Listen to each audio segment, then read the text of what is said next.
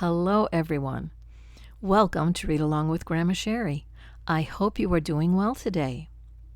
We will be reading the story Frederick, written and illustrated by Leo Lionni. All along the meadow, where the cows graze and the horses ran, there was an old stone wall. In that wall, not far from the barn and the granary, a chatty family of field mice had their home. But the farmers had moved away. The barn was abandoned, and the granary stood empty. And since winter was not far off, the little mice began to gather corn and nuts and wheat and straw. They all worked day and night. All except Frederick. "Frederick, why don't you work?" they asked. "I do work," said Frederick. "I gather sun rays for the cold, dark winter days." And when they saw Frederick sitting there, staring at the meadow, they said, "And now, Frederick?" "I gather colors," answered Frederick simply, "for winter is gray." And once Frederick seemed half asleep. "Are you dreaming, Frederick?" they asked reproachfully. But Frederick said, "Oh no, I am gathering words, for the winter days are long and many, and we'll run out of things to say." The winter days came, and when the first snow fell, the 5 little field mice took to their hideout in the stones. In the beginning, there was lots to eat, and the mice told stories of foolish foxes and silly cats. They were a happy family. But little by little, they had nibbled up most of the nuts and berries. The straw was gone, and the corn was only a memory. It was cold in the wall, and no one felt like chatting.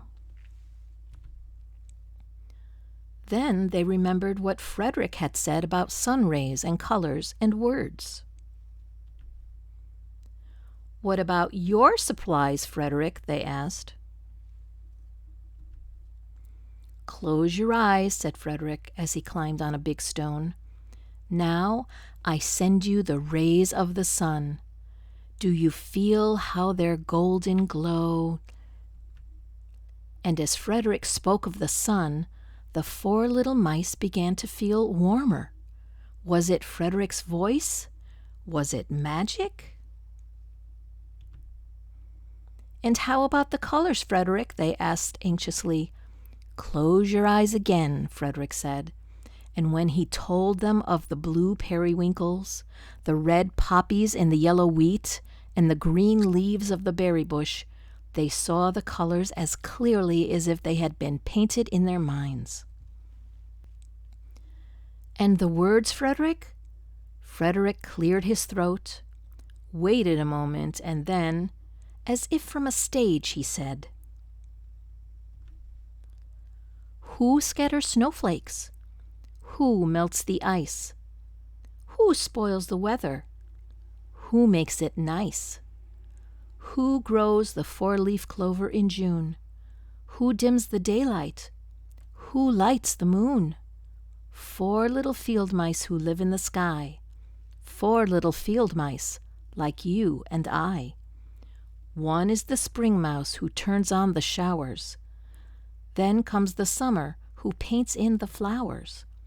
The fall mouse is next with walnuts and wheat, and winter is last with little cold feet. Aren't we lucky the seasons are 4? Think of a year with 1 less or 1 more." When Frederick had finished, they all applauded. "But Frederick," they said, "you are a poet." Frederick blushed, took a bow, and said shyly, "I know it." And that brings us to the end of Frederick, written and illustrated by Leo Lionni. This is an older story written way back in 1967 when I was just a little kid. I always liked this story, and I hope you liked reading it with me. Most of all, I hope you have a wonderful day. Bye-bye.